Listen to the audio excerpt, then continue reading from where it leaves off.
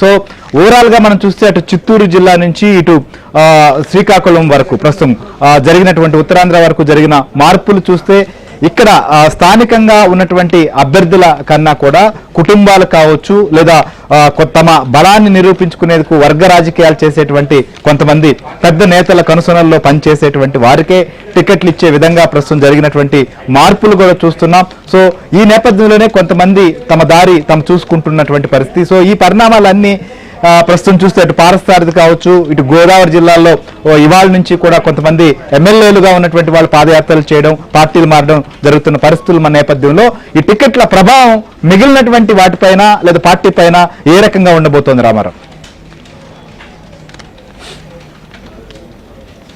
శ్రీహరి, తప్పనిసరిగా ఇప్పుడు ఏదైతే 59 మందిని మార్చారో మరో 2 జాబితాలు పండగ తర్వాత ఉంటాయి అని కూడా గత రాత్రి సజ్జల రామకృష్ణారెడ్డితో పాటు బొత్స సత్యనారాయణ కూడా మీడియాతో చెప్పారు.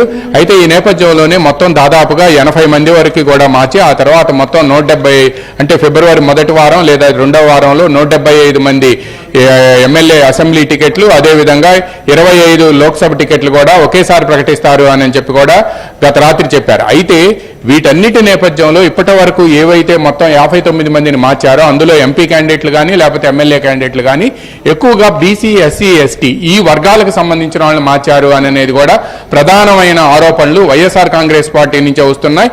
మనం ఎంఎస్ బాబు పూతలపట్టు ఎమ్మెల్యే ఏమైతే వ్యాఖ్యలు చేశాడో ఆ వ్యాఖ్యలు ఇప్పుడు వైరల్ అవుతున్నాయి. అయితే ఇదే సమయంలో వైఎస్ఆర్ కాంగ్రెస్ పార్టీకి దాదాపుగా 2019 ఎన్నికల్లో 22 మంది ఎంపీ అభ్యర్థులు గెలిచారు. ఆ తర్వాత రాజ్యసభలో కూడా వాళ్ళకి అప్పర్ హౌస్ లో కూడా బలం వచ్చింది.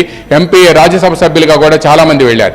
కానీ అటువంటి పార్టీకి ఈరోజు ఎంపీ అభ్యర్థులు దొరక్క అల్లాడిపోయే పరిస్థితి నెలకొంది. ఇప్పటి వరకు ఈ రోజు వరకు కూడా గుంటూరు జిల్లాలో గుంటూరు, నసరావుపేట, బాపట్ల ఈ లోక్సభ నియోజకవర్గాల నుంచి ఎవరు పోటీ చేయాలనే అంశంపై కూడా క్లారిటీ లేదు. అదేవిధంగా విజయవాడలో ఎంపీ కేసినేని నాని తెలుగుదేశం వైపు నుంచి వైఎస్ఆర్ కాంగ్రెస్ పార్టీలోకి వెళ్తే ఆయన మొన్న వెళ్లి నేరుగా ముఖ్యమంత్రి కండువా కప్పి ఆయన్ని మర్యాదపూర్వకంగా కలిశారు. కానీ ఆయనకు వైఎస్ఆర్ కాంగ్రెస్ పార్టీ కండువా ఇంతవరకు కప్పలేదు. కానీ నిన్న సాయంత్రం మాత్రం ఆయనకి టికెట్ల జాబితాలో విజయవాడ లోక్సభ టికెట్ ఇచ్చేశారు.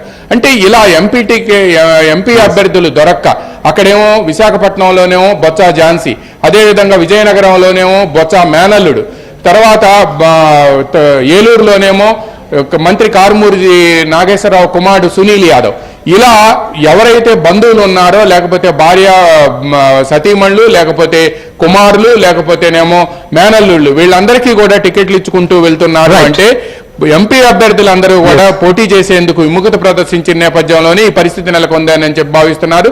తప్పనిసరిగా ఈ ప్రభావం వచ్చే ఎన్నికల్లో పడబోతుంది అని కూడా వైసీపీకి సంబంధించిన నేతలే ఆందోళన వ్యక్తం చేస్తున్నారు. శ్రీహరి, రైట్. సో మొత్తం చూస్తున్నాం 3 జాబితాలు కూడా మనం పరిశీలిస్తే ఎవరైతే నాయకుల అండదండలు ఉన్నటువంటి వాళ్ళు, కుటుంబ నేపథ్యం, కుటుంబాలు బలంగా ఆర్థిక పరమైనంగా ఉన్నటువంటి వాళ్ళకి మాత్రమే ప్రస్తుతం మార్పుల్లో కూడా ప్రాధాన్యం లభించింది. సామాజికంగా వెనకబడినటువంటి వారికి లేదా గతంలో టికెట్లు ఇచ్చినా చాలా కాలం నుంచి నమ్ముకున్నటువంటి వారికి మాత్రం టికెట్లు రాని నేపథ్యంలో వారందరూ కూడా తమ తీవ్ర అసంతృప్తికి లోనవుతున్నటువంటి పరిస్థితులు మనం చూస్తున్నాం. దీని ప్రభావం ఖచ్చితంగా ఎన్నికలపై ఉంటుందనేది మాత్రం విశ్లేషణ ద్వారా